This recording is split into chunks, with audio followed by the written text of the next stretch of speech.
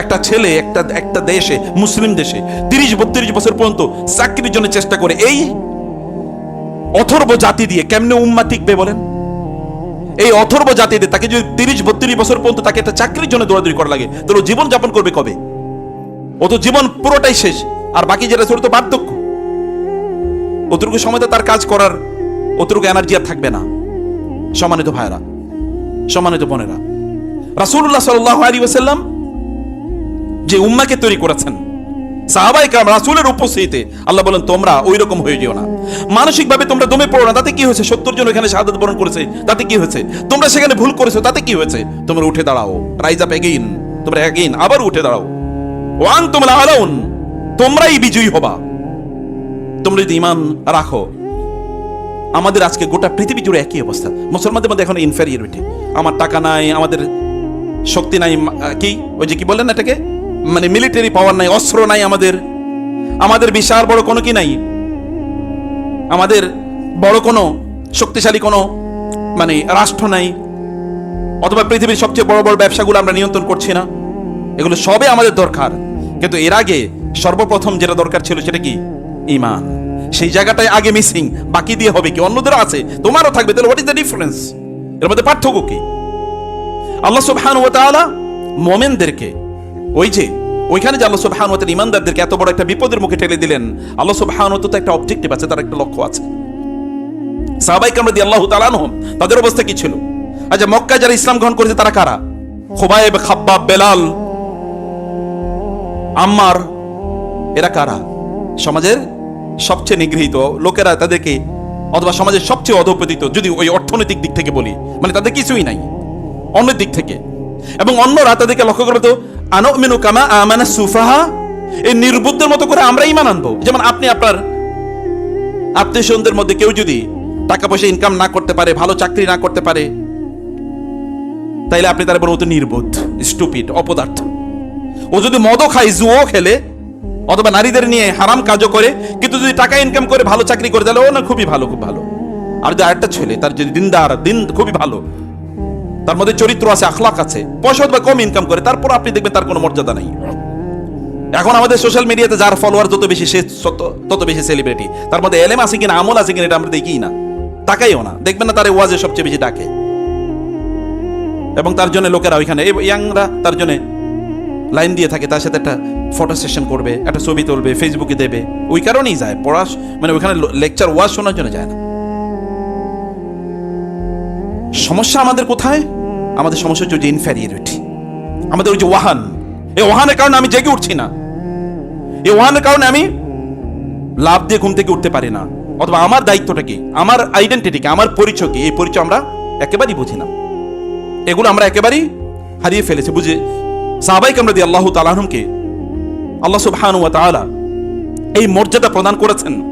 আসমানবাসীরা তাদেরকে ভিআইপি হিসেবে ট্রিট করত, অত তার সোশ্যাল মিডিয়া নাই, লোকেরা তাদেরকে ছেড়ে না।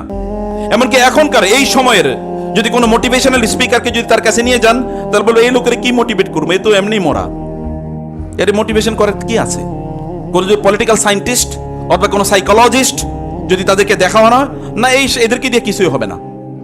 কারণ তার না আছে শরীর, না আছে চেহারা, না আছে টাকা পয়সা, না আছে অস্ত্র শস্ত্র, কিছুই তো নাই। বদরের যুদ্ধে কি নিয়ে গেছে? তারা যুদ্ধ করেছে যে কি নিয়ে গিয়েছে? সেখানে তো ঈমান ছাড়া কিছুই নাই। রাসূলুল্লাহ সাল্লাল্লাহু আলাইহি ওয়াসাল্লাম তিনি সাহাবায়ে কেরাম রাদিয়াল্লাহু তাআলা আনহুমকে যুদ্ধের ময়দানে পাঠিয়ে দিয়ে তিনি ওই যে আরিশ মাছার উপর তিনি নামাজ আদায় করছেন আর আল্লাহকে দোয়া করছেন, আল্লাহর কাছে বলছেন, আল্লাহ এই ছোট্ট একটা বাহিনী এরা যদি আজকে পরাজিত হয়, তাহলে তোমার ইবাদত করার মতো আর পৃথিবীতে কেউ থাকবে না। তিনি কাঁদছেন ফুফিয়ে ফুফিয়ে। এর মধ্যে আল্লাহ তাআলা জানিয়ে দিলেন, ইস্তাস্তাগীসুনা রাব্বাকুম ফাস্তাজাবা লাকুম আন্নী মুমিদ্দুকুম বিআলফিন মিনাল মালাইকাতি মুনজিলিন মুরদিফিন মুসাউওয়িমিন। তিনটি শব্দ এসেছে যে আমি তোমাদেরকে 1000, 3000, 5000 স্টার্ট, এখানে স্টারওয়ালা এরকম ফেরেশতা দিয়ে আমি তোমাদেরকে যুদ্ধের ময়দানে সাহায্য করব। সাহায্য আইছে কোথা থেকে? আসমান থেকে। ওয়া ফিস সামাই রিজকুকুম ওয়া মা তুআদুন, আসমান থেকে রিজিক আসে, আসমান থেকে সাহায্য আসে। রিজিক আসে কোথা থেকে? আসমান থেকে। রিজিক আসে আসমান থেকে, সাহায্য আসে আসমান থেকে।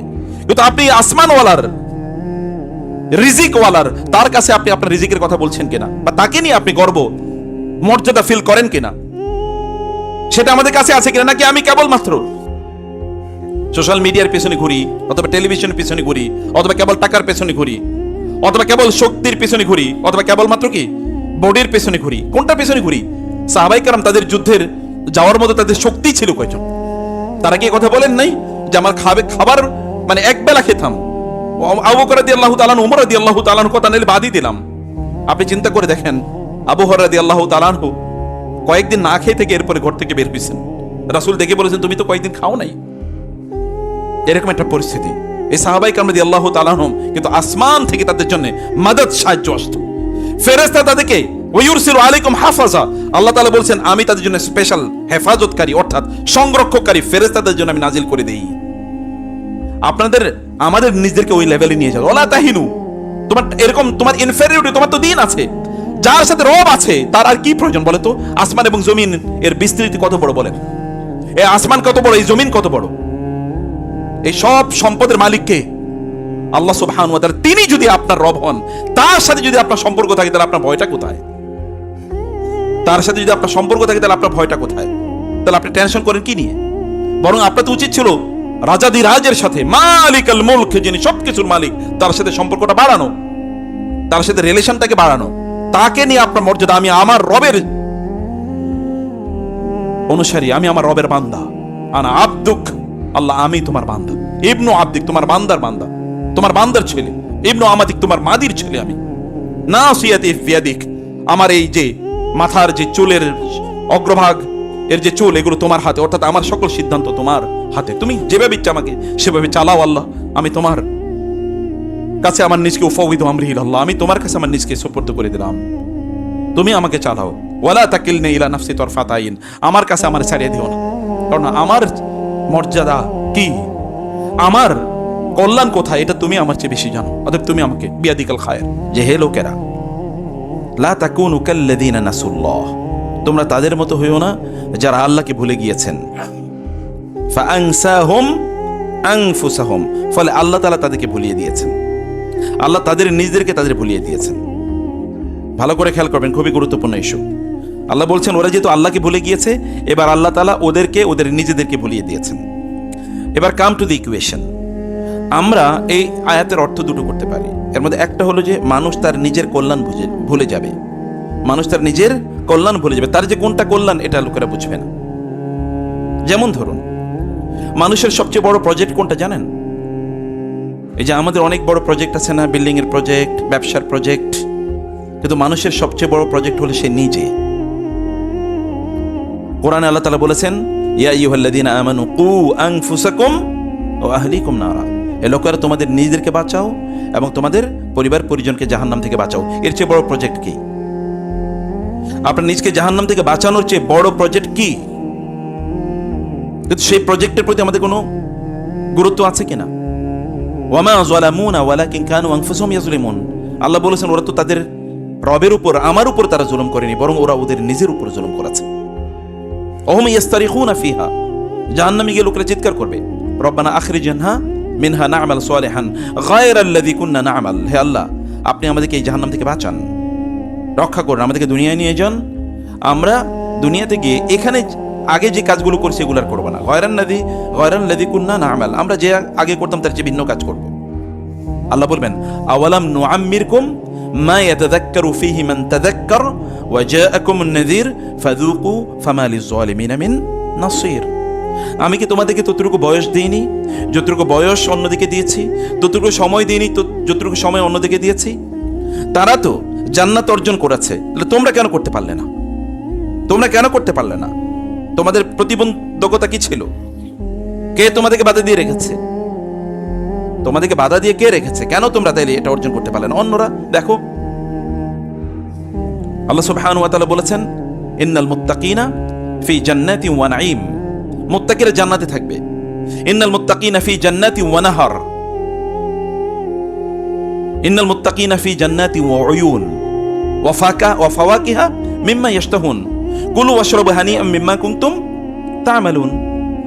আল্লাহ তাআলা বলেছেন জান্নাতীরা তারা জান্নাতে যাবে এবং সেখানে জান্নাতে তারা আল্লাহ তাআলা যে নেয়ামত দিয়েছেন সেই নেয়ামত তারা ভোগ করবে, সেগুলো তাদের জান্নাতে অবস্থা থাকবে এবং তারা জান্নাতে একটু উকি দেবে। তারা জান্নাতে ওয়াহুম ইয়াতাসাআলুন, প্রশ্ন করবে, মা সালাকাকুম ফি সাকার, জাহান্নামীদেরকে, মা সালাকাকুম ফি সাকার, ক্বালু লাম নাকু মিনাল মুসাল্লিন ওয়া লাম নাকু নুতইমুল মিসকিন ওয়া কুননা নাখুদু মাআল খায়িদিন ওয়া কুননা নুকাযযিবু বিয়াউমিদ্দিন হাত্তা আতানাল ইয়াকিন। আমরা খাউদের মধ্যে লিপ্ত ছিলাম। খাউদ মানে হচ্ছে অপ্রয়োজনীয় জিনিস নিয়ে আমরা ব্যস্ত ছিলাম। আমরা জানতাম না আমাদের আলটিমেট, বুঝতে পারিনি আমাদের আলটিমেট মিশন, ভিশন বা প্রজেক্ট কি ছিল, আমরা ভুলে গেছি। এই ভুলে যাওয়ার কারণে আমরা অন্য জিনিস নিয়ে ব্যস্ত ছিলাম। আল্লাহ অন্য জায়গায় বলেছেন ফাদারহুম ইয়াখুদু ওয়া ইয়ালআবু হাত্তা ইউলাকু ইয়াওমাহুমুল্লাযী ফীহি ইয়াওমাহুমুল্লাযী ইউআদুন, তাদেরকে যেই দিনের প্রতিশ্রুতি প্রতিজ্ঞা দেয়া হয়েছে ওই দিন আসার আগ পর্যন্ত ওরা এখন খেলা তামাশা আনন্দ ফুর্তি ইত্যাদি দিনে তারা ব্যস্ত থাকবে, তারা অন্য প্রজেক্ট নিয়ে ব্যস্ত থাকবে। কিন্তু তাদের যে নিজেদের প্রজেক্ট জাহান্নাম থেকে নিজেদেরকে বাঁচানো এবং জাহান্নাম থেকে বাঁচানো, জান্নাতে তাদেরকে নিয়ে যাওয়া, সেই জায়গা থেকে তারা ভুলে গিয়েছে। ফি মাকআদি সিদকিন ইনদা মালিকিম মুকতাদির, ফি মাকআদি সিদকিন, তারা সত্যের অত্যন্ত মর্যাদাপূর্ণ জায়গা থাকবে। ইনদা মালিকিম মুকতাদির, মহান রাজাধিরাজ মহান আল্লাহ সুবহানাহু ওয়া তাআলা তার সামনে তারা এরকম আসনে বসে থাকবে। জান্নাতীরা আল্লাহ সুবহানাহু ওয়া তাআলার সামনে বসে থাকবে, আল্লাহকে তারা দেখবেন। এই মর্যাদা আল্লাহ তাআলা তাদেরকে দেবেন। ইলা রাব্বিহিম, মানে তাদের ইলা রাব্বিহিম নাযিরা, উজুহু ইয়াওমাইযিন নাযিরা ইলা রাব্বিহা নাযিরা, যে একদল চেহারা সেদিন এত উজ্জ্বল থাকবে আল্লাহর দিকে তাকানোর কারণে তাদের চেহারাগুলো সূর্যের চেয়ে কোটি কোটি গুণ বেশি আলোকিত হয়ে পড়বে, শুধু আল্লাহকে দেখার কারণে। এরকম মর্যাদা একদল লোককে আল্লাহ সুবহানাহু ওয়া তাআলা দেবেন। ওয়া আকবালা বা'দুহুম আলা বা'দিন ইয়াতাসাআলুন, ওয়া আকবালা বা'দুহুম আলা বা'দিন ইয়াতাসাআলুন, তারা একদল জান্নাতীরা একজন আরেকজনের সাথে কথা বলবে এবং তারা বলবে, ইন্না কুন্না ক্বাবলু ফি আহলিনা মুশফিকিন, আমরা আমাদের দুনিয়ার জীবন আমরা খুব ভয়ে থাকতাম, কোথায় যেন আল্লাহ অসন্তুষ্ট হয়ে যায়। ফামান্নাল্লাহু আলাইনা ওয়া ওয়াকানা আযাবাস সামুম, আল্লাহ তাআলা আমাদের উপর অনুগ্রহ করেছেন এবং জাহান্নাম থেকে আমাদেরকে বাঁচিয়েছেন। ইন্না কুন্না মিন ক্বাবলু নাদউহু, আমরা এর আগে তাকে ডাকতাম ইন্নাহু আল বাররুর রহিম, কারণ আমরা জানি তিনি যা বলেছেন তা তিনি পূর্ণ করবেনই, তার প্রতিজ্ঞা তিনি পূর্ণ করবেনই। আপনার লাইফ প্রজেক্ট কি? লাইফ প্রজেক্ট কি? সে প্রজেক্টটা নিয়ে একবার চিন্তা করে দেখেন। সে প্রজেক্টের ব্যাপারে আপনার কোনো আইডিয়া আছে কিনা?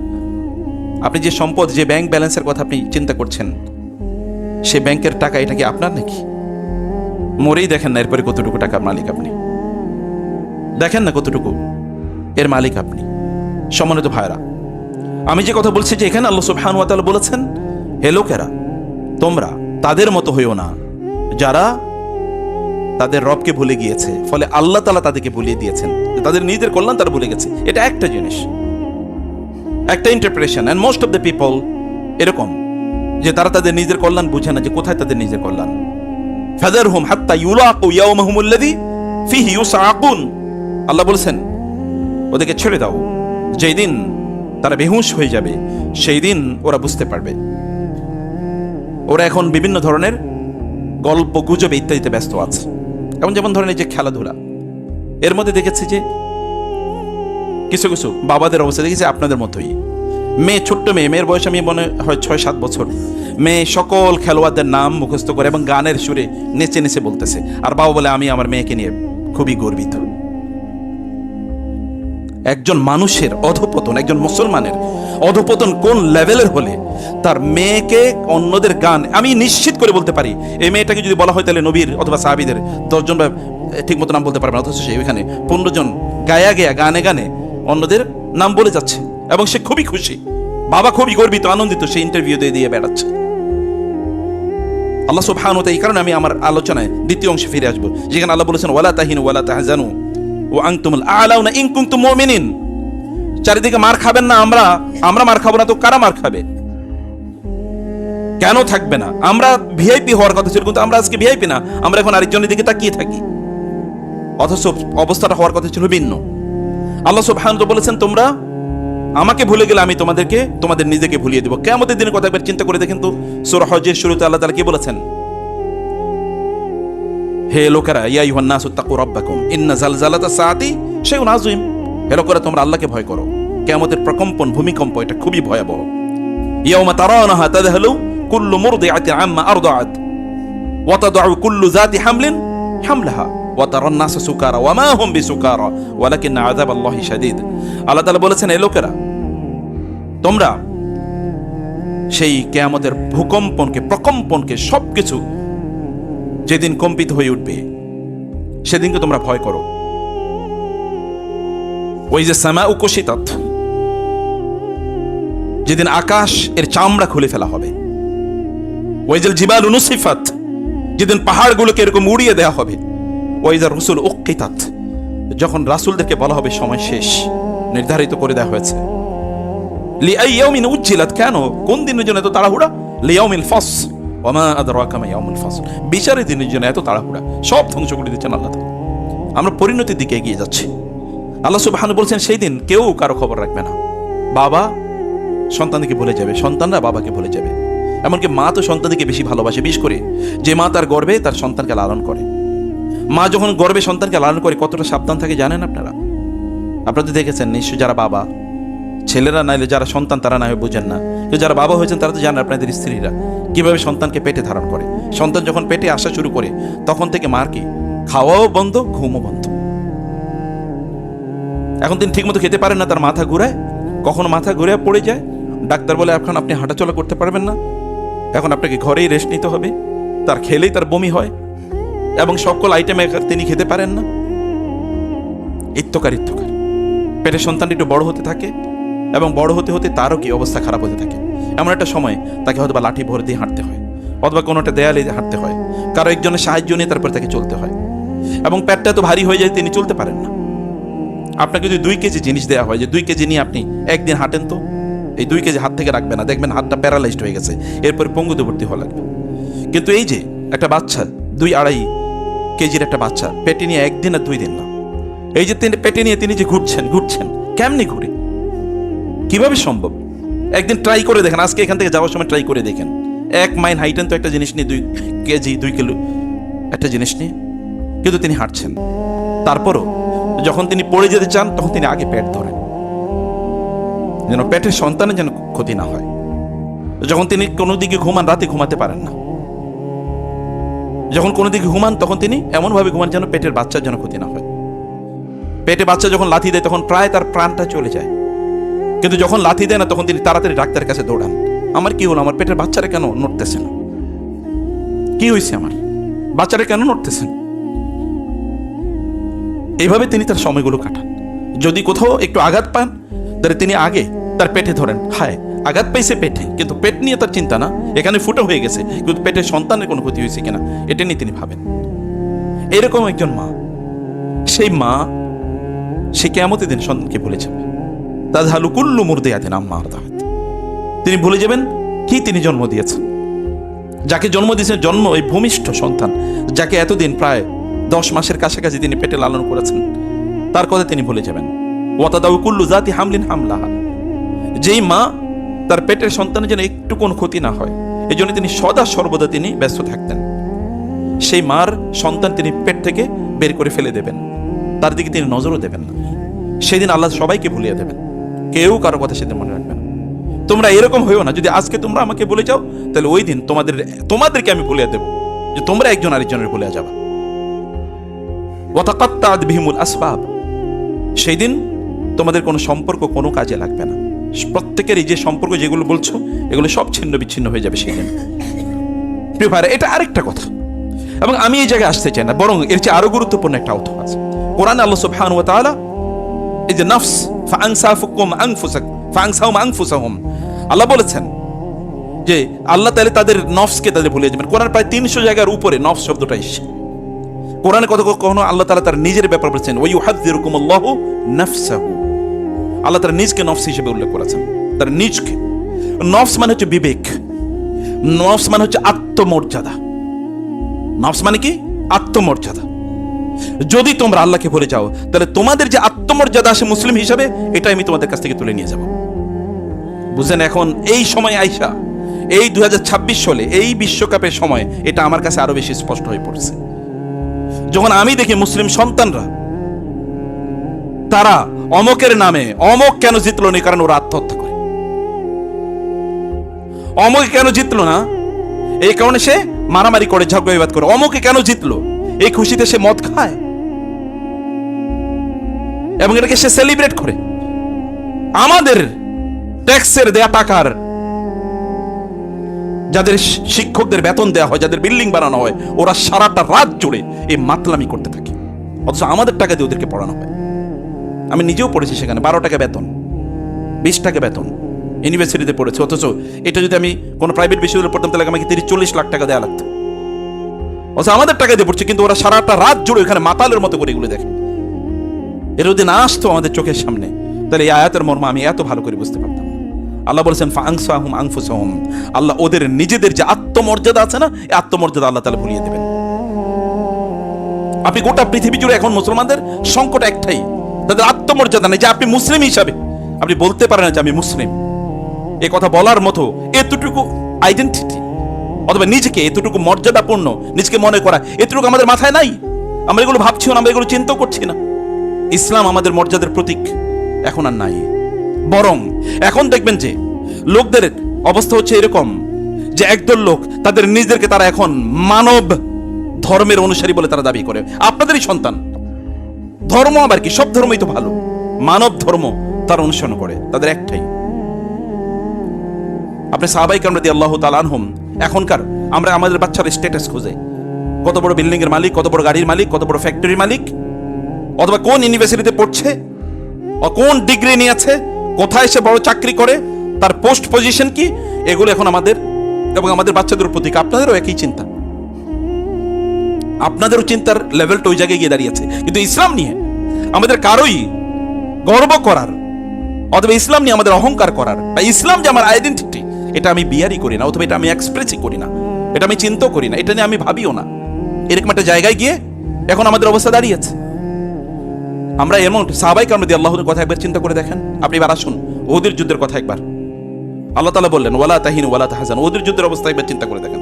সূরা আলে ইমরান পড়তে হবে এই কারণে আপনাদেরকে। আল্লাহ সুবহানাহু ওয়া তাআলা বদরের যুদ্ধে প্রেক্ষাপট চিন্তা করে দেখেন। বদরের যুদ্ধে বিশাল বিজয়, কিন্তু ঠিক এরপর উহুদের যুদ্ধে একটা বিশাল ডিজাস্টারের লেভেলটা কি? আল্লাহ সুবহানাহু ওয়া তাআলা মুসলমানকে বিশাল পরীক্ষা করলেন।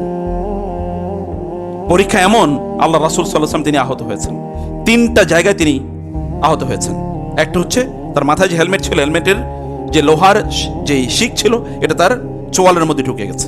তার দাঁত মোবারক শহীদ হয়েছে, প্রচুর পরিমাণ রক্তক্ষরণ হয়েছে। রাসূল সাল্লাল্লাহু আলাইহি ওয়াসাল্লাম তিনি মারা গেছেন, এর চারিদিকে ছড়িয়ে পড়েছে।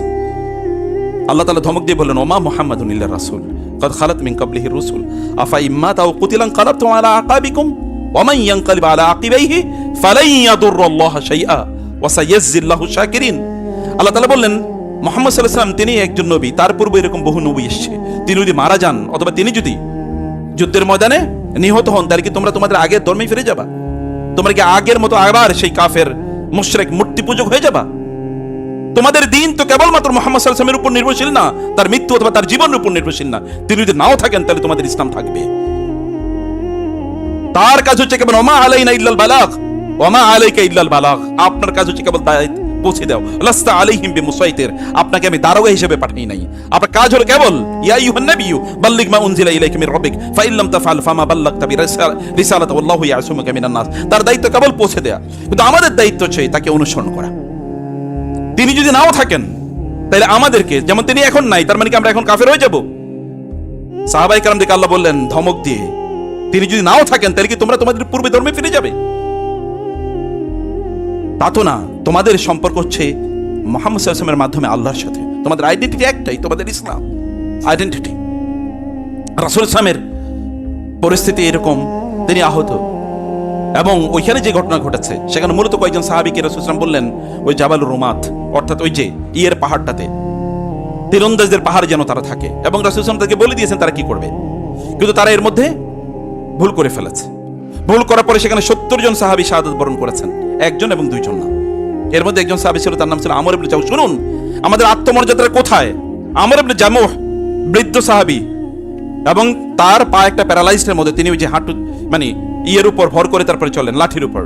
তিনি ওই লাঠির উপর ভর করে করে রাসূলের কাছে আসলেন, বললেন ইয়া রাসূলুল্লাহ, আমার ছেলেরা তো আমার যুদ্ধের ময়দানে যেতে দিতে চায় না, আমি বৃদ্ধ হয়ে গেছি, আমার জীবনের কোনো আর তো খুব বেশি কিছু আমার করার নাই, কিন্তু আমি জান্নাত মিস করতে চাই না, আমি শাহাদাতের মর্যাদা মিস করতে চাই না, আমি যুদ্ধের ময়দানে যেতে চাই একটাই, যে আমি যেন শাহাদাত পাই।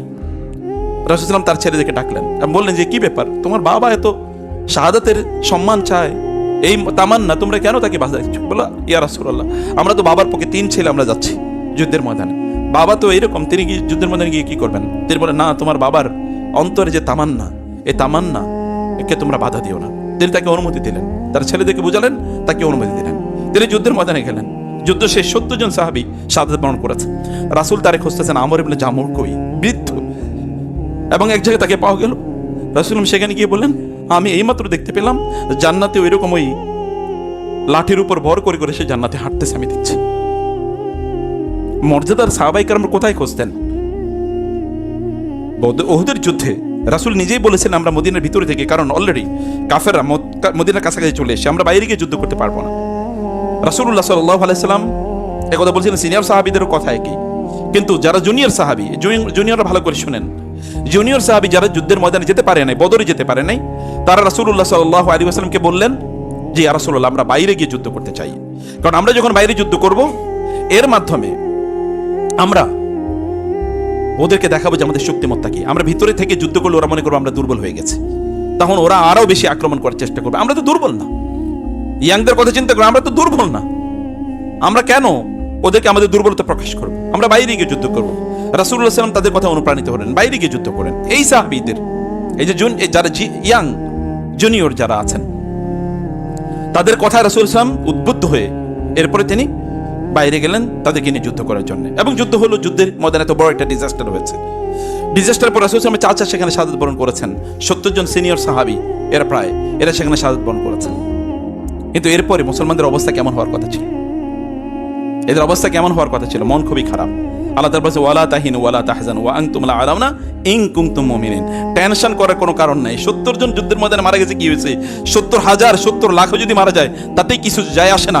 তোমরা যদি কেবল ঈমানদার হও তাহলে এই পৃথিবীতে তোমরাই বিজয়ী শক্তি হিসেবে থাকবা। অস্তিত্ব প্রায় শেষ, এরকম একটা অবস্থায় তোমরাই বিজয়ী থাকবা যদি তুমি ইন কুনতুম মুমিন, যদি তোমরা মুমিন হয়ে থাকো। ওয়ালা তাহিনু ওয়ালা তাহজানু, ওয়ালা তাহিনু ওয়াহানুন, হাদিসে শব্দটি এসেছে, কোরআনে অনেক জায়গায় ওয়াহানুন শব্দটি এসেছে। ওয়াহানুন মানে হচ্ছে, যেমন এমন একটা, ধরেন ওয়াহান মানে হচ্ছে একটা, ফর এক্সাম্পল একটি পাখি, এই পাখি এমন কোন একটা জিনিস খেয়ে ফেলেছে, বিষধর কোন একটা সাপ, খাবার খাওয়ার কারণে সে এতটা দুর্বল হয়ে পড়েছে যে এখন আর সে চলতে পারে না, হাঁটতেও পারে না, উঠতেও পারে না, উঠতেও পারে না। এই যে অবস্থাটা, তার ডানাগুলো যখন সে একটু উড়াতে যায় তখন সে এরকম পড়ে যায়। এই যে ঝাপটা দিতে পারছে না ডানা দিয়ে, অথবা সে উঠতে পারছে না, এই যে অবস্থাটা, এই অবস্থাটাকে কোরআনে বলা হয় ওয়াহান। এটা শারীরিক, কিন্তু একটা মনস্তাত্ত্বিক দিকও আছে।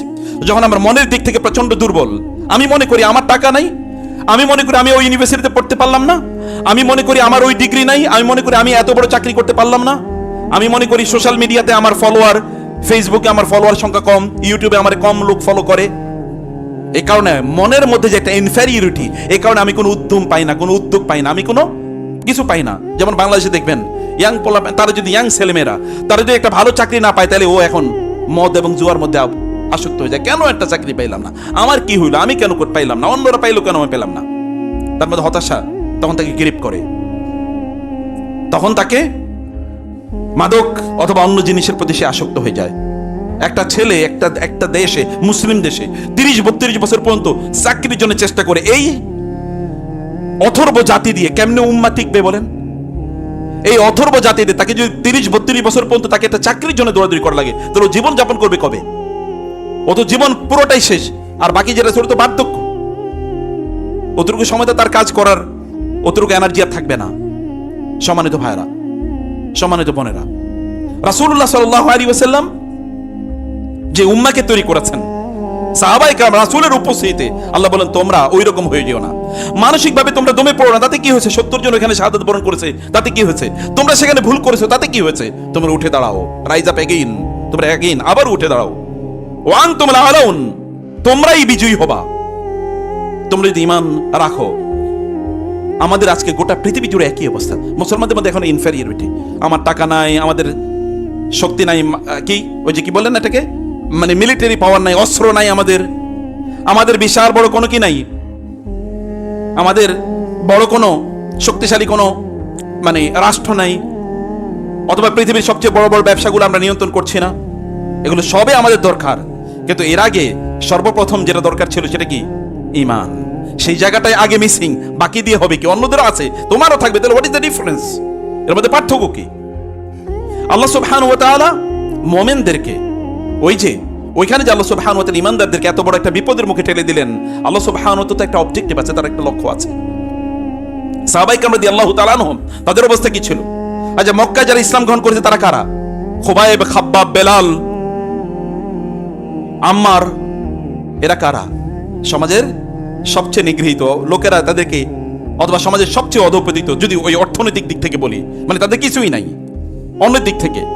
এবং অন্যরা তাদেরকে লক্ষ্য করে তো আনুমিনু কামা আমানা সুফাহা, এই নির্বুদ্ধের মতো করে আমরা ঈমান আনবো। যেমন আপনি আপনার আত্মীয় স্বজনদের মধ্যে কেউ যদি টাকা পয়সা ইনকাম না করতে পারে, ভালো চাকরি না করতে পারে, তাইলে আপনি তার বলবো তো নির্বোধ, স্টুপিড, অপদার্থ। ও যদি মদও খায়, জুয়ো খেলে, অথবা নারীদের নিয়ে হারাম কাজও করে, কিন্তু যদি টাকা ইনকাম করে ভালো চাকরি করে, তাহলে ও না খুবই ভালো, খুব ভালো। আর যদি আরেকটা ছেলে, তার যদি দিনদার, খুবই ভালো, তার মধ্যে চরিত্র আছে, আখলাক আছে, পয়সা অথবা কম ইনকাম করে, তারপর আপনি দেখবেন তার কোনো মর্যাদা নাই।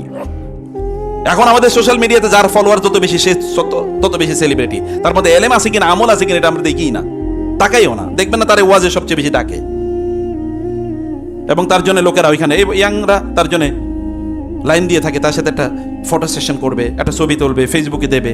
ওই কারণেই যায় পড়া, মানে ওইখানে লেকচার ওয়াজ শোনার জন্য যায় না। সমস্যা আমাদের কোথায়? আমাদের সমস্যা হচ্ছে যে ইনফেরিয়রিটি, আমাদের ওই যে ওয়াহান। এই ওয়াহানের কারণে আমি জেগে উঠছি না, এই ওয়াহানের কারণে আমি লাভ দিয়ে ঘুম থেকে উঠতে পারি না, অথবা আমার দায়িত্বটা কি, আমার আইডেন্টিটি কি, আমার পরিচয় কি, এই পরিচয় আমরা একেবারেই বুঝি না। এগুলো আমরা একেবারেই হারিয়ে ফেলেছি বুঝে। সাহাবায়ে কেরাম রাদিয়াল্লাহু তাআলা আনহুমকে আল্লাহ সুবহানাহু ওয়া তাআলা এই মর্যাদা প্রদান করেছেন। আসমানবাসীরা তাদেরকে ভিআইপি হিসেবে ট্রিট করতো, অথচ তার সোশ্যাল মিডিয়া নাই, লোকেরা তাদেরকে চেনে না। এমনকি এখনকার এই সময়ের যদি কোনো মোটিভেশনাল স্পিকারকে যদি তার কাছে নিয়ে যান, তাহলে বলবো এই লোকের কি মোটিভেট করবো, এই তো এমনি মরা, এর মোটিভেশন করার কি আছে? কোন যদি পলিটিক্যাল সায়েন্টিস্ট অথবা কোনো সাইকোলজিস্ট যদি তাদেরকে দেখা হয় না, এদেরকে দিয়ে কিছুই হবে না। কারণ তার না আছে শরীর, না আছে চেহারা, না আছে টাকা পয়সা, না আছে অস্ত্র শস্ত্র, কিছুই তো নাই। বদর যুদ্ধে কি নিয়ে গেছে? তারা যুদ্ধ করেছে যে কি নিয়ে গিয়েছে? সেখানে তো ঈমান ছাড়া কিছুই নাই। রাসূলুল্লাহ সাল্লাল্লাহু আলাইহি ওয়াসাল্লাম তিনি সাহাবায়ে কেরাম রাদিয়াল্লাহু তাআলা আনহুমকে যুদ্ধের ময়দানে পাঠিয়ে দিয়ে তিনি ওই যে আরিশ মাছার উপর তিনি নামাজ আদায় করছেন আর আল্লাহকে দোয়া করছেন, আল্লাহর কাছে বলছেন, আল্লাহ এই ছোট্ট একটা বাহিনী এরা যদি আজকে পরাজিত হয়, তাহলে তোমার ইবাদত করার মতো আর পৃথিবীতে কেউ থাকবে না। তিনি কাঁদছেন ফুফিয়ে ফুফিয়ে। এর মধ্যে আল্লাহ তাআলা জানিয়ে দিলেন, ইস্তাস্তাগীসুনা রাব্বাকুম ফাস্তাজাবা লাকুম আন্নী মুমিদ্দুকুম বিআলফিন মিনাল মালাইকাতি মুনজিলিন মুরদিফিন মুসাউওয়িমিন। তিনটি শব্দ এসেছে যে আমি তোমাদেরকে 1000, 3000, 5000 স্টার্ট, এখানে স্টারওয়ালা এরকম ফেরেশতা দিয়ে আমি তোমাদেরকে যুদ্ধের ময়দানে সাহায্য করব। সাহায্য আইছে কোথা থেকে? আসমান থেকে। ওয়া ফিস সামাই রিজকুকুম ওয়া মা তুআদুন, আসমান থেকে রিজিক আসে, আসমান থেকে সাহায্য আসে। রিজিক আসে কোথা থেকে? আসমান থেকে। রিজিক আসে আসমান থেকে, সাহায্য আসে আসমান থেকে। কিন্তু আপনি আসমানওয়ালার, রিজিকওয়ালার, তার কাছে আপনি আপনার রিজিকের কথা বলছেন কিনা, বা তাকে নিয়ে আপনি গর্ব মর্যাদা ফিল করেন কিনা, সেটা আমাদের কাছে আছে কিনা? নাকি আমি কেবলমাত্র সোশ্যাল মিডিয়ার পেছনে ঘুরি, অথবা টেলিভিশনের পেছনে ঘুরি, অথবা কেবল টাকার পেছনে ঘুরি, অথবা কেবল শক্তির পেছনে ঘুরি, অথবা কেবলমাত্র কি বডির পেছনে ঘুরি? কোনটা পেছনে ঘুরি? সাহাবায়ে কেরাম তাদের যুদ্ধের যাওয়ার মতো তাদের শক্তি ছিল কয়জন? তারা কি কথা বলেন নাই যে আমার খাবার মানে এক বেলা খেতাম? আবু বকর রাদিয়াল্লাহু তাআলা, ওমর রাদিয়াল্লাহু তাআলা কথা নিলে বাদই দিলাম। আপনি চিন্তা করে দেখেন, আবু হুরায়রা রাদিয়াল্লাহু তাআলা কয়েকদিন না খেয়ে থেকে এরপরে ঘর থেকে বের হয়েছেন। রাসূল দেখে বলেছেন, তুমি তো কয়েকদিন খাও নাই। এরকম একটা পরিস্থিতি। এই সাহাবায়ে কেরাম রাদিয়াল্লাহু তাআলা কিন্তু আসমান থেকে তাদের জন্য মদদ, সাহায্য আসতো। ফেরেশতা তাদেরকে ওয়ুরসিলু আলাইকুম হাফাজা, আল্লাহ তাআলা বলছেন আমি তাদের জন্য স্পেশাল হেফাজতকারী অর্থাৎ সংরক্ষককারী ফেরেশতাদের জন্য আমি নাজিল করে দেই। আপনাদের আমাদের নিজেদেরকে ওই লেভেলে নিয়ে যাও। ওয়ালা তাহিনু, তোমার এরকম তোমার ইনফেরিয়রিটি, তোমার তো দিন আছে, যার সাথে রব আছে তার আর কি প্রয়োজন বলে তো? আসমান এবং জমিন এর বিস্তৃতি কত বড় বলেন? এই আসমান কত বড়, এই জমিন কত বড়? এই সব সম্পদের মালিককে আল্লাহ সুবহানাহু ওয়া তাআলা। তিনি যদি আপনার রব হন, তার সাথে যদি আপনার সম্পর্ক থাকে, তাহলে আপনার ভয়টা কোথায়? তার সাথে যদি আপনার সম্পর্ক থাকে, তাহলে আপনার ভয়টা কোথায়? তাহলে আপনি টেনশন করেন কি নিয়ে? বরং আপনার তো উচিত ছিল রাজাদিরাজের সাথে, মালিকাল মুলক, যিনি সবকিছুর মালিক, তার সাথে সম্পর্কটা বাড়ানো, তার সাথে রিলেশনটাকে বাড়ানো, তাকে নিয়ে আপনার মর্যাদা। আমি আমার রবের অনুসারী, আমি আমার রবের বান্দা। আনা আব্দুক, আল্লাহ আমি তোমার বান্দা। ইবনু আব্দিক, তোমার বান্দার বান্দা, তোমার বান্দার ছেলে। ইবনু আমাতিক, তোমার মাদির ছেলে আমি। নাসিয়াতি ফিয়াদিক, আমার এই যে মাথার যে চুলের অগ্রভাগ এর যে চুল, এগুলো তোমার হাতে, অর্থাৎ আমার সকল সিদ্ধান্ত তোমার হাতে। তুমি যেভাবে ইচ্ছা আমাকে সেভাবে চালাও আল্লাহ। আমি তোমার কাছে আমার নিজকে উফাউযু আমরি ইলাল্লাহ, আমি তোমার কাছে আমার নিজকে সুপর্দ করে দিলাম, তুমি আমাকে চালাও। ওয়ালা তাকিলনি ইলা নাফসি তারফাত আইন, আমার কাছে আমার ছাড়িয়ে দিও না, কারণ আমার মর্যাদা কি, আমার কল্যাণ কোথায়, এটা তুমি আমার চেয়ে বেশি জানো। অতএব তুমি আমাকে বিয়াদিকাল খায়ের। কিন্তু মোমেনের তো এরকম একটা অবস্থা হওয়ার কথা ছিল। মোমেন ইনফেরিট, আল্লাহ বলছেন এত বড় একটা বিশাল বিপদ হয়েছে। এত বড় বিশাল বিপদ আমাদের জীবনে তো হয় না। আমাদের জীবনে আপনার বড় কেউ আত্মীয় স্বজন কেউ মারা গিয়েছে, ধৈর্য ধারণ করুন না। আপনার বড় একটা ব্যবসা লস হয়েছে, ধৈর্য ধারণ করুন না। হাউতাস করে কি আছে? আপনার এক্সপেকটেশন, আপনার প্রত্যাশা অনুসারে কোনো কিছু পান না, আল্লাহকে বলুন না। আপনার রব কি নাই? আপনার রব কি মা নাই? তিনি কি মারা গেছেন? তিনি কি মারা যান? না। ওয়াল হাইয়্যু লা ইয়ামুতু, তিনি তো জীবন চিরঞ্জীব, তিনি কখনো মারা যান না। তার কোনো দুর্বলতা নেই। লা তাখুযু সিনাতুন ওয়ালা নাওম, তাকে আমাদেরকে বলতে অসুবিধা কোথায়? তাকে আমাদেরকে বলতে হবে। আল্লাহ সুবহানাহু ওয়া তাআলা আমাদেরকে বিপদ দেন, কিন্তু বিপদের মাধ্যমে ওয়ালিয়ুমাহিসা মা ফি কুলুবিকুম, আল্লাহ আমাদেরকে তামহিস করতে চান। What is the meaning of তামহিস? তামহিস মানে যদি আপনারা জানেন, স্বর্ণ কিভাবে বাছাই করে জানেন? স্বর্ণ তো খনি থেকে সোনা বের করা হয়, কাঁচা সোনা বের করার পর এর মধ্যে এই যে বিন্দু বিন্দু জায়গার মধ্যে কি থাকে, কারণ এটা তো তরল জিনিস, এটা বিন্দু বিন্দু জায়গার মধ্যে কি থাকে? খাদ থাকে। যে খাদ আপনারা বলছেন, এই বিভিন্ন মাটি অথবা অন্যান্য ময়লা খাদ পড়ে থাকে। তাহলে এটাকে বাছাই করে সোনা বানায় কেমনে? এটাকে ভয়াবহ গরমের মধ্যে এটাকে উত্তপ্ত করা হয়। উত্তপ্ত করার পরে এর মধ্যে যা খাদ আছে এগুলো সব পড়ে ছাই হয়ে যায়, এগুলো সব উপরের দিকে উঠে যায়। আর খাদ একেবারে নিখাদ সোনা, যেটা 24 ক্যারেটে, যেটা এটা নিচে পড়ে থাকে, তখন ওটা সোনা হিসেবে পাওয়া যায়।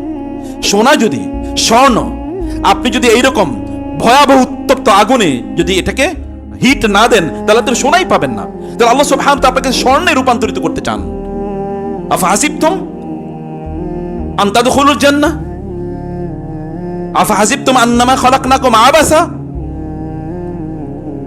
আফাহাসিবাল্লাযীনা কাফারু আফাহাসিবাল্লাযীনা আমানু আই ইউতরাকু আফাহাসিবাল্লাযীনা কাফারু, আল্লাহ সুবহানাহু বারবার বলছেন আফাহাসিবান নাসু আন ইউতরাকু আন ইয়াকুলু আমান্না ওয়া হুম লা ইফতানুন, লোকেরা কি মনে করছে তাদেরকে আমি পরীক্ষা করব না? এই যে এরকম পরীক্ষা, ফিতনা শব্দের ফাতানা মানে হচ্ছে সোনাকে এরকম উত্তপ্ত আগুনে গলিয়ে তারপরে সেখান থেকে নিখাদ সোনাটা বের করা, স্বর্ণটা বের করা। অলংকার কিভাবে বানায় আপনারা দেখেছেন? কোন একজন অলংকার যারা বানায় ওদের দোকানে গিয়ে দেখেন, আপনি যখন তার কাছে স্বর্ণ নিয়ে যাবেন তখন এটাকে আগুনের মধ্যে উত্তপ্ত করে তারপর ওটা দিয়ে অলংকার বানায়। তো আপনি অলংকার হতে চান না? অলংকার আল্লাহ তাআলা যখন বানাবেন, আল্লাহ নবীর যদি এত বড় বিপদ হতে পারে, তাহলে আমাদের বিপদ হলে আমরা হতাশ হই কিভাবে? ওয়ালা তাহিনু ওয়ালা তাহজানু, এবং তোমরা দুশ্চিন্তাগ্রস্ত হইও না। হাজানুন, হাজানুন মানে হচ্ছে যখন আপনার বিপদ, এত বিপদ আপনার এসছে যে আপনি এখন অবাস হয়ে গেছেন, একেবারে পাথরের মতো। বলে না, অধিক শোকে অল্প শোকে কাতর, অধিক শোকে পাথর। এটা হচ্ছে হাজান। অধিক শোকে লোকেরা পাথরের মতো হয়ে গেছে। আল্লাহ বলছেন না, তুমি পাথর মতো হইও না, আমি তোমার রব, তোমার কাছে আছি না? আমি জানি না যে তোমার কোনটা কল্যাণ কর? প্রিয় ভাইরা, আমাদের সৃষ্টির 50,000 বছর আগে তিনি আমাদের জন্য সব নির্ধারণ করে রেখেছেন না? দেখেছেন কিনা? আজকে যেখানে আপনারা খুতবা শুনবেন, এটা কি 50,000 বছর আগে নির্ধারিত না? আমাদের সৃষ্টির 50,000 বছর আগে। তাহলে সেখানে আপনার টেনশন কি আছে? আল্লাহই তো জানেন আপনার জন্য কি নির্ধারিত আছে। তিনি যেটা কল্যাণ করে সেটাই আপনার জন্য করছেন। তাহলে আপনার আমার মূল কাজ হচ্ছে আমাদের যে মূল আইডেন্টিটি, যে মূল পরিচয়, এই পরিচয়টাকে আমাদের ধরে রাখা। আপনি ঈমান আনুন, আল্লাহকে বলুন আমানতু বিল্লাহ ওয়ালাউ আন্না আহলাল কুরআন আমানু ওয়াত্তাকাউ লাফাতাহনা আলাইহিম বারাকাতিম মিনাস সামাই ওয়াল আরদ। ওরা যদি, জনপদের লোকেরা, এই মানুষগুলো যদি কেবল আমার প্রতি ঈমান আনতো, তাইলে আমি আসমান এবং জমিনের বরকতগুলো তাদের জন্য উন্মুক্ত করে দিতাম। কি লাগতো তাদেরকে, আমি তাদেরকে তাই প্রদান করতাম। এবং আল্লাহ সুবহানাহু ওয়া তাআলা অন্য জায়গায় বলেছেন, যদি এই সকল লোকেরা যদি তারা ঈমান আনতো আল্লাহর প্রতি, রাসূলের প্রতি, ইউতিকুম কিফলাইনি মির রাহমাতি, তাহলে অন্যদেরকে আল্লাহ যারা রহমত দিচ্ছেন তোমাদেরকে তার দ্বিগুণ রহমত আল্লাহ তাআলা প্রদান করবেন। দ্বিগুণ মানে কি? আপনি যদি বলেন অন্যদের দিকে তাকিয়ে আপনার চোখ ছানা বড় হয়ে যাচ্ছে, ওদেরকে আল্লাহ এত দিলেন। এই যে ইয়াং জেনারেশনের অনেকের এরকম কথা আছে যে আল্লাহ ওদেরকে এত দিয়েছেন, কই আমাদেরকে দিলেন না কেন? তুমি কি মুসলমান হয়েছো? তাহলে তুমি কাফের হলে তা কাফেররা সেটা পাবে, ওদের জন্য দুনিয়া, লাহুমুদ দুনিয়া ওয়া লাকুমুল আখিরা, ওরা দুনিয়ায় পাবে। কিন্তু তোমরা দুনিয়ারও মালিক, তোমাদেরকে দুনিয়া এবং আখিরাতের মালিক হতে হলে তোমাদেরকে ঈমান আনতে হবে এবং তোমাদেরকে আল্লাহর প্রতি সেই বিশ্বাস হবে। তিনি তো সবকিছুর মালিক, তিনি যদি চান তাহলে তোমাকে তিনি মুহূর্তের মধ্যে মালিক বানিয়ে দিতে পারেন না? সে বিশ্বাস, সে আস্থা, সেটা আমাদের রাখা দরকার, সেটা আমাদেরকে করতে হবে। যদি আমরা আল্লাহ তাআলাকে ভুলে যাই তাহলে আল্লাহ আমাদেরকে ভুলিয়ে দেবেন। তখন আমাদের যে আত্মমর্যাদা, এই যে মোমেন হিসেবে আপনার যে আত্মমর্যাদা, সাহাবায়ে কেরামরা তারা তাদের নিজেদেরকে, আল্লাহ রাসূল বলেছেন খায়রুল কুরুনি আকারনি, তাদের সামনে বলেছেন রাদিয়াল্লাহু আনহুম ওয়া রাদু আন, আল্লাহ বলেছেন আস-সাবিকুনাল আউয়ালুনা মিনাল মুহাজিরিন ওয়াল আনসার, আল্লাহ সুবহানাহু ওয়া তাআলা বলেছেন লিল ফুকারাইল মুহাজিরিন আল্লাযিনা উখরিজু মিন দিয়ারিহিম ওয়া আমওয়ালিহিম ইয়াবতাগুনা ফাদলান মিনাল্লাহি ওয়া রিদওয়ানা ওয়া ইয়ানসুরুনা আল্লাহ ওয়া রাসূলাহু উলাইকা হুমুস সাদিকুন ওয়াল্লাযিনা তাবাওয়াউদ দার ওয়াল ঈমানা মিন ক্বাবলিহিম ইউহিব্বুনা মান হাজারা ইলাইহিম ওয়া লা ইয়াজিদুনা ফি সুদুরিহিম হাজাতাম মিম্মা উতু ওয়া ইউসিরুনা আলা আনফুসিহিম ওয়ালাউ কানা বিহিম খাসাসা ওয়া মান ইউকা শুহা নাফসি ফাউলাইকা হুমুল মুফলিহুন। আল্লাহ তাআলা সাহাবায়ে কেরামদের প্রশংসায় কোরআনে আয়াতের পর আয়াত নাযিল করেছে। কিন্তু এরা কারা? এই লোকগুলো মরুভূমিতে, না কোনো ইউনিভার্সিটিতে পড়েছে, না বড় কোনো সার্টিফিকেট আছে, না বড় কোনো ইন্ডাস্ট্রির মালিক, না কোনো বড় ফ্যান বেস তাদের আছে ইউটিউব, ফেসবুকে, টুইটারে কোথাও নাই। কিন্তু তারপরেও, কারণ তাদেরকে চেনেন কে? আল্লাহ, আসমানওয়ালারা তাদেরকে চেনেন। প্রিয় ভাইরা, বোনেরা, আপনাদেরকে মনে রাখতে হবে আদম আলাইহিস সালামকে আল্লাহ তাআলা তৈরি করেছেন। আদম আলাইহিস সালামকে এই যে আত্মমর্যাদার কথা বলছি, আইডেন্টিটির কথা বলছি না, এই আইডেন্টিটি, ফেরেশতারা কি আল্লাহ তাআলা ইবাদত করেন না? আপনারা জানেন সহিহ হাদিসে আসছে রাসূলুল্লাহ সাল্লাল্লাহু আলাইহি ওয়াসাল্লাম বলেছেন আসমানে এক বিগত জায়গা পর্যন্ত ফাঁকা নাই, অথবা এই 4 আঙ্গুল পরিমাণ জায়গা ফাঁকা নাই যেখানে একজন ফেরেশতা দাঁড়িয়ে আছেন, আল্লাহর তাসবিহ পড়ছেন, অথবা সিজদায় আছেন, অথবা রুকুতে আছেন। এমন কোন জায়গা ফাঁকা নাই যেখানে একজন ফেরেশতা, কত বিস্তৃত আকাশ, তার কত বিলিয়ন ট্রিলিয়ন ট্রিলিয়ন ট্রিলিয়ন ফেরেশতা আল্লাহর ইবাদত করছে, কত ট্রিলিয়ন ট্রিলিয়ন ফেরেশতা আল্লাহর ইবাদত করছে। সেই ফেরেশতাদেরকে আল্লাহ সুবহানাহু ওয়া তাআলা নির্দেশ দেন না আদমের জন্য সিজদা দিতে? দিয়েছেন কিনা? তো এই আদমের জাতি না আপনারা? এই আদমের জাতি তাহলে অন্যদের কাছে কিভাবে আত্মসমর্পণ করে? তাহলে এই আদমের রক্ত যার শরীরে আছে তারা কিভাবে ইনফেরিয়রিটি হয়? তাদের আদর্শ কিভাবে তারা ভুলে যায়? তারা কিভাবে দুর্বল হয়? তাই তো দুর্বল হওয়ার কথা ছিল না। মূল প্রবলেম হলো আদমের সেই চরিত্র আপনাদের মাঝে নাই। আলাইহিস সালাম, আদমের সেই চরিত্র আমাদের মাঝে নাই। আদমের চরিত্র কি? আদম আলাইহিস সালাম আল্লাহ সুবহানাহু ওয়া তাআলাকে চেনেছেন, তিনি আল্লাহর জন্য আল্লাহর কাছে তার আত্মসমর্পণ ছিল। আল্লাহ সুবহান, তিনি ভুল করেছেন একটু, সাথে তিনি আল্লাহর কাছে ফিরে গিয়েছেন, কারণ তার রবের ব্যাপারে তার এতটুকু সামান্য পরিমাণও কি বিশ্বাসের কমতি ছিল না। তার আত্মমর্যাদা ছিল, আল্লাহ তাআলা তাকে তার নিজ হাতে বানিয়েছেন। খালাকতুকা বিয়াদাই, আমার নিজ হাতে আমি তোমাকে বানাইছি। আল্লাহ বলেছেন ওয়া নাফাকতু ফীকা মির রূহি, তোমার মাঝে আমার রূহ আমি ফুঁকে দিয়েছি। আল্লাহ সুবহানাহু ওয়া তাআলার স্পেশাল সৃষ্টি, সেই সৃষ্টিরই বংশধর। আপনাদের বাপ দাদার যদি রাজা অথবা এলাকার জমিদার থাকে, আপনি তখন বলেন আমি আমার রক্তে জমিদারের, আমার শরীরে জমিদারের রক্ত বইছে। তাহলে এই জমিদার কে? এর চেয়ে বড় জমিদার কে? আদম আলাইহিস সালামের চেয়ে বড় জমিদার কে? আদম আলাইহিস সালামের চেয়ে বড় মর্যাদাপূর্ণ কে? সে আদমের রক্ত যাদের মধ্যে আছে, তারা অন্যদের কাছে আত্মসমর্পণ করে কিভাবে? তাদের মর্যাদা, সে আত্মমর্যাদা গেল কোথায়? আত্মমর্যাদা আপনাদেরকে নিয়ে আসতে হবে। যদি এই আত্মমর্যাদা কেবল লালন করতে পারেন, তাহলে দেখেন না, আগেও যেমনি ভাবে ফেরেশতারা সাহায্য করেছে, এখনো ফেরেশতারা সাহায্য করবে। আগেও যেমনি ভাবে আমরা এই জাতি হিসেবে বিজয়ী ছিলাম, এখনো আমরা জাতি হিসেবে বিজয়ী হব। কিন্তু আমাদের মূল প্রবলেম হলো একটাই, তাহলে যে আমরা দিন থেকে সরে গেছি, আমরা ইসলাম থেকে সরে গেছি। আমাদের তিনটা, বাইরে থেকে তিনটা সমস্যা, ভেতরে 4টা সমস্যা। বাইরে 3টা সমস্যা হলো, যখন মুসলমানরা ইহুদিদের মানে খ্রিস্টানদের বই অথবা গ্রিক বইগুলো যখন অনুবাদ করা শুরু করলো, তখন ওইখান থেকে কিছু ফিলোসফি ঢুকছে, দর্শন ঢুকছে, যেটাকে এখনকার সুফি তন্ত্র দেখেন আপনারা।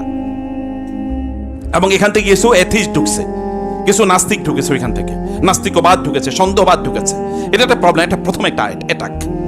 যদিও জ্ঞান এসছে, কিন্তু জ্ঞানের সাথে কি কিছু ময়লা আবর্জনা, সেই ময়লা আবর্জনাগুলো কিছু লোক আর পরিষ্কার করতে পারে নাই।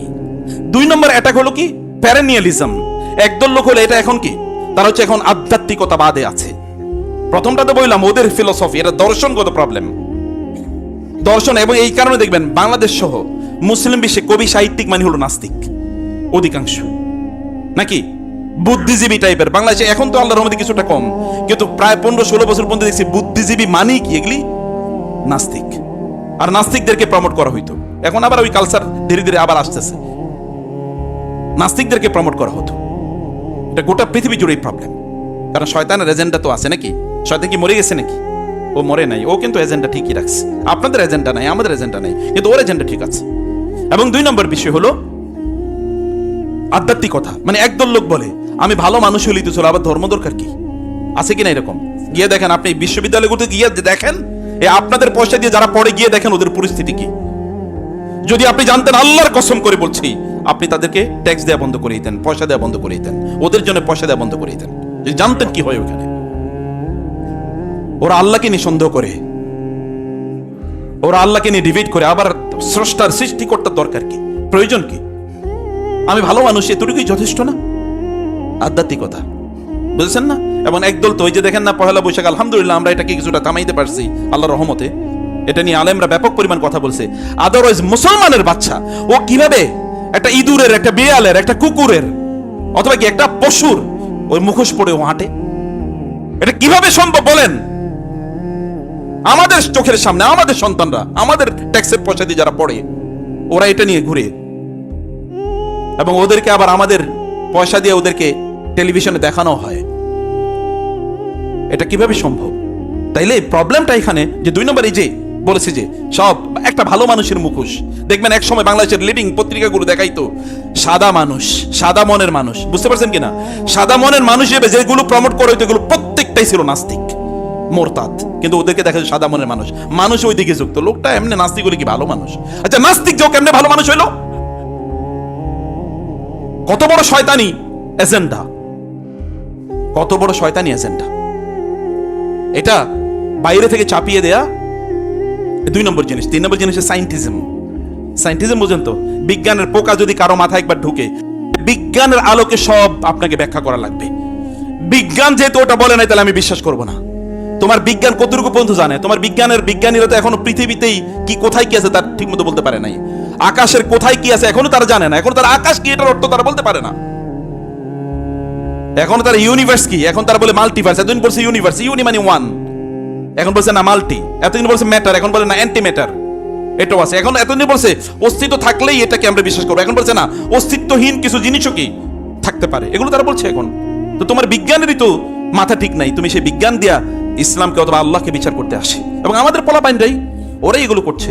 এটা ওদের মাথাকে ধ্বংস করে দিয়েছে। এটা বাইরে থেকে চাপিয়ে দেওয়া জিনিস। এবং এগুলো থেকে আমাদের সন্তানরা কেন এগুলো থেকে মুক্তি পায় না? কারণ ওই যে বললাম, তার তো দিন নিয়ে তার কোনো আইডেন্টিটি নাই, তার পরিচয় নাই। এই পরিচয় তো তৈরি হয় না। স্কুল, কলেজ, ইউনিভার্সিটিতে কোথায় আল্লাহ সম্পর্কে বলা হয়, কোথায় দিনের সম্পর্কে বলা হয়? তোমার দিন এটা। আর আমরা নিজেরা কিছু জিনিস বানাইছি। তোমাদের একটা হইলো, যেমন আমরা একদল লোক আছি, তার আমরাই কেবল কনফার্ম জান্নাতি, আর সকলে মহা জাহান্নামী, সব জাহান্নামী, আমরাই কেবল জান্নাতি। আছে কিনা একদল? এরা মানে আমরা ছাড়া আর কেউ না, আমরা এই একদল লোক আছে।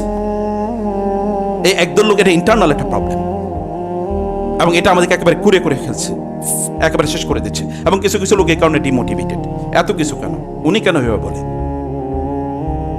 এবং 2 নম্বর হচ্ছে সেলফ জাস্টিফিকেশন বা ভ্যালিডেশন।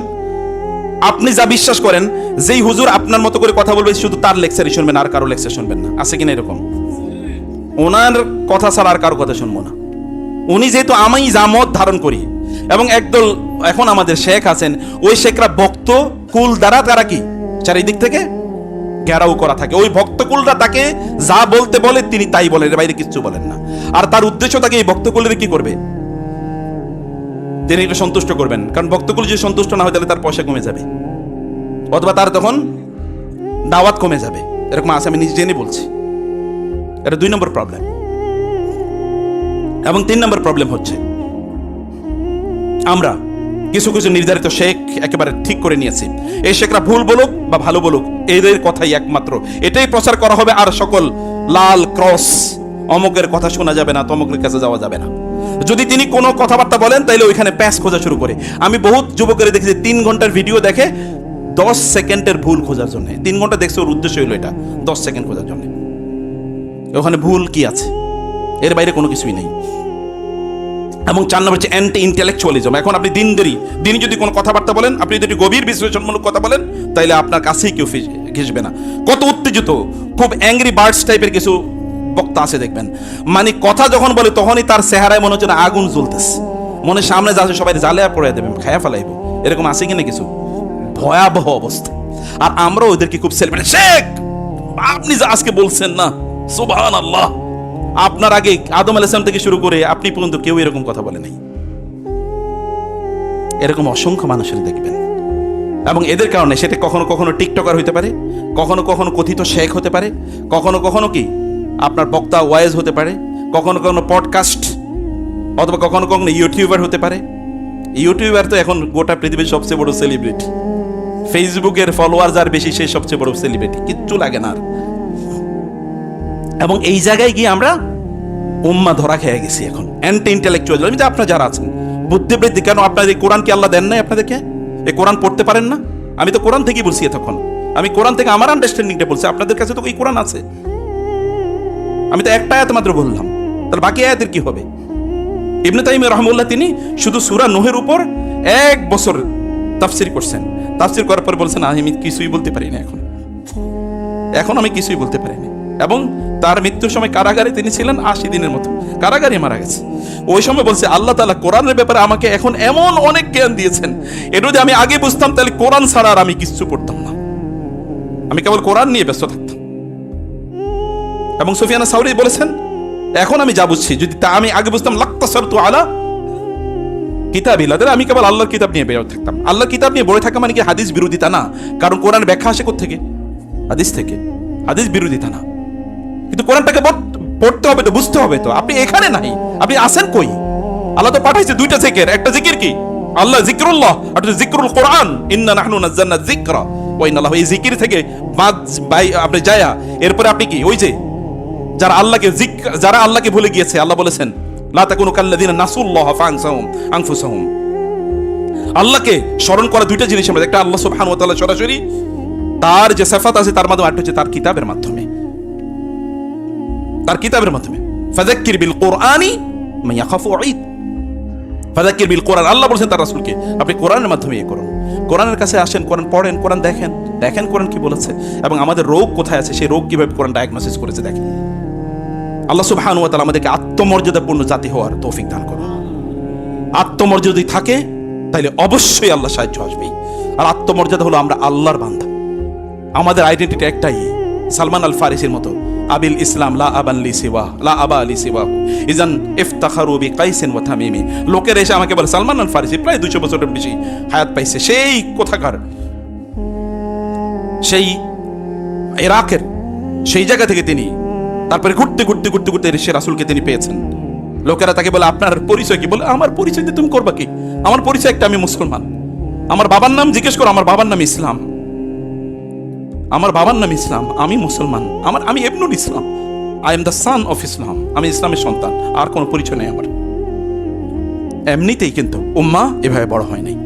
আল্লাহ তাআলা আমাদেরকে সত্যিকার অর্থে উম্মার সাহাবায়ে কেরামদের মতো আদর্শবান সদস্য হওয়ার তৌফিক দান করুন। আল্লাহ